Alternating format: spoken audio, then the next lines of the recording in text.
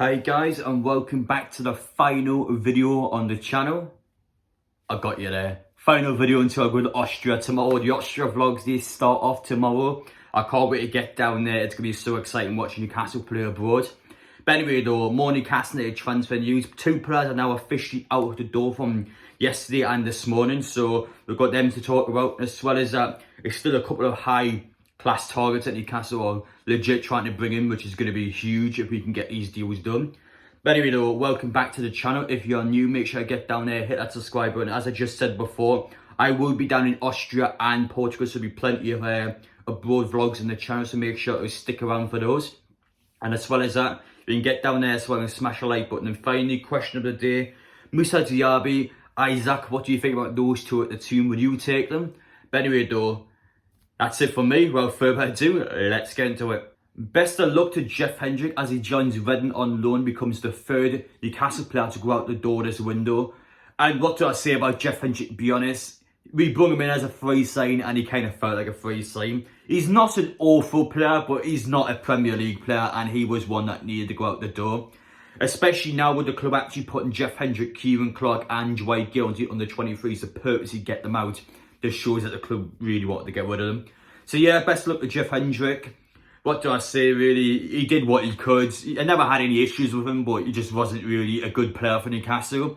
And as for Kieran Clark, now, especially his start of his career at Newcastle, and that championship season, he was quite an important player. Benitez always put him in the squad, so he was crucial to getting us back in the Premier League. But let's be honest though, last season he dug his own grave. He made a lot of mistakes on and off the pitch. He was way past his sell-by date. The club should have sought him years ago, and yeah, it's kind of ticked on too long now. I've seen some Newcastle fans complain that both of these are going out on loan deals, but that's kind of the problem with these sort of players. We can't sell these players that easily. It's not easy to do. The problem with these sort of players is they've got long-term contracts at Newcastle, so why would teams like Reading and Sheffield United buy out these contracts so they can just loan them out? And for example, in the loan deals, Newcastle might have like a wage split, so they pay 50% of the wage. So yeah, I mean, I don't get why teams would actually buy these players out when they can wait for the contracts that expired and get them on a free.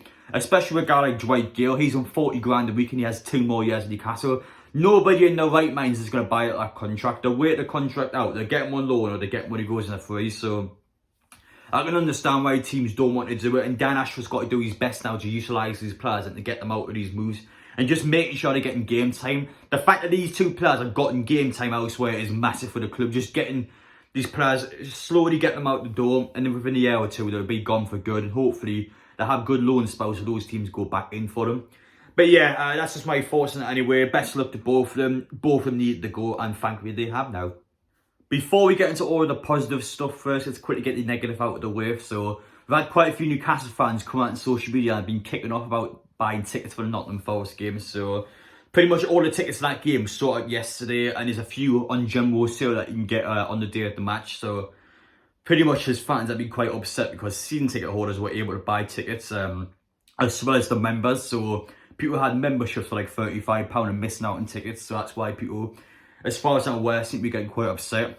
Now, I can't speak to this on a personal level because I've got a season ticket. I already have a ticket to the game. So I'm not popping on the website at 10 in the morning and trying to buy these tickets because I've already got one. So I can't speak on a first-hand point of view. But if I did have a membership for £35 and I didn't have a season ticket, and I probably would be annoyed if a season ticket holder could just buy more tickets, because I mean, what's the point of the membership then? So yeah, I guess it's not ideal, but I mean, there's only so much a club can do. Again, Newcastle's biggest problem is that there's too many fans. It doesn't matter what the club does to sell tickets, the tickets will always sell out, and there's always going to be thousands of people that are going to be disappointed. So I guess maybe they could have done it a little bit better, but regardless of what happens, yeah, fans are always going to miss out. So the club is backed into a corner. They can't get out of that corner. One thing I do think Newcastle deserve a lot of credit on was that go-karting video they put on the YouTube channel yesterday where all the players having a contest against each other.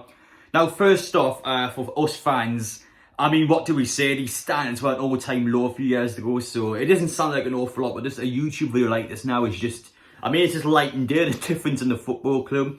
But I think it's great in a team level as well, because it shows the group cohesion, everyone's bonding together, everyone's getting along. And it just reminds fans as well that these players are human beings, they're not robots, they don't just go out on the pitch and that's it, they have actual lives, they're real people. And I think it's great to see the character as well, see who's got a personality in the squad. And adds a bit more depth to the players, so fans just understand players a lot more when they're playing. And I mean, what do I say? It's stuff that should have already happened, but just seeing it now, it's just great to see. So, fair play to the club on that. Hopefully we get some better content along the way. And obviously on a personal level, I hope sometime in the future the club gets in contact with a lot of content creators as well as just people in the area, try and get them involved. Obviously that's a bit of a biased opinion from me there. But yeah, I think the content's great from the club though, well done.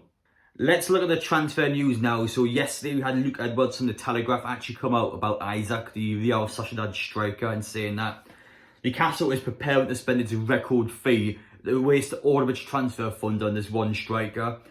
And since that exclusive articles came out, we had Keith Downey from Sky Sports and we've had Craig Hope, both of them coming out and saying there's a contradiction in it, saying that Newcastle will think it's too much money to spend and they won't spend that on Isaac, so they're not going to try and buy that player.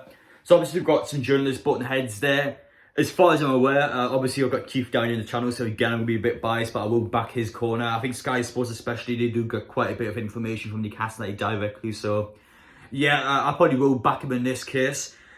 I mean, to be fair, what Keith Downey said is why he said that Newcastle are expected to make one more marquee signing in the attack. So, I mean, Isaac is realistic in that sense, but the fact that Keith Downey doesn't think it's going to be him, so yeah, I'll keep an eye on it though, but Newcastle are still expected to make that one more marquee sign, which is why we're going to be talking about somebody else who can sign the title.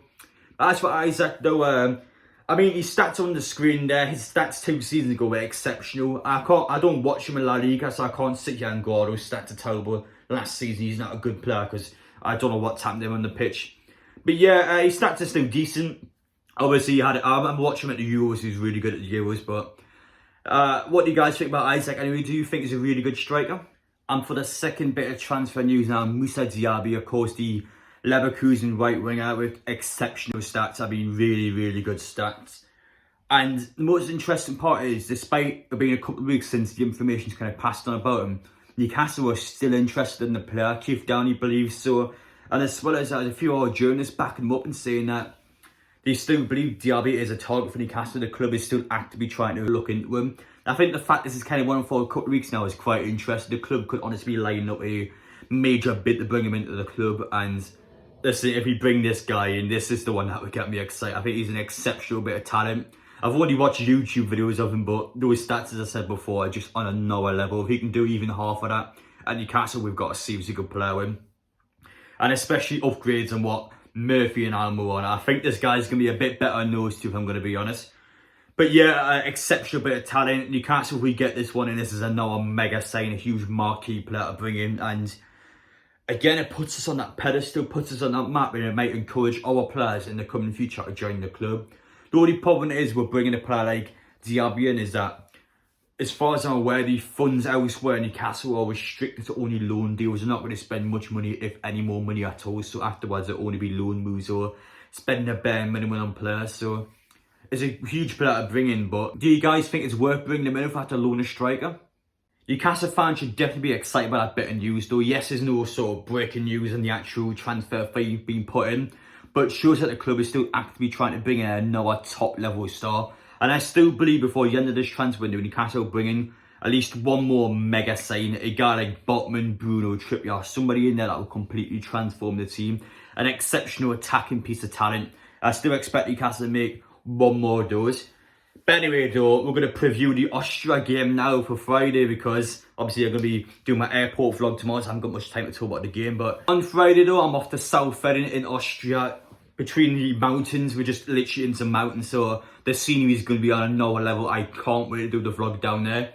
But yeah, Newcastle have got a big challenge down there, taking on 1860 Munich. Not an amazing team. I think they are the German second league or German third league. But listen, don't write them off. Anything can happen in a pre-season match, especially in these sort of warm temperatures as well. The temperature is expected to be around about 31 degrees in Friday, so it's going to be a high intensity match for the players. The players are going to sweat hard in that game, which is good. That's exactly what they're going down there for. I think the scenery as well is going to be used for the players' mindset. I think players will actively become a lot more composed when they've got mountains around it. It sounds extremely weird, but it's kind of just a mental game really, when they can picture beautiful images like that. I just feel like when they're playing football, it's just more relaxing for them. So yeah, we'll see how it goes on Friday. And then on Monday, we're going down to Castine Arena to take on Mainz. So I can't wait for these games. It's going to be a couple of really good games, but Anyway, that's a preview for then. Take care, guys, and I'll see you all on the flight tomorrow.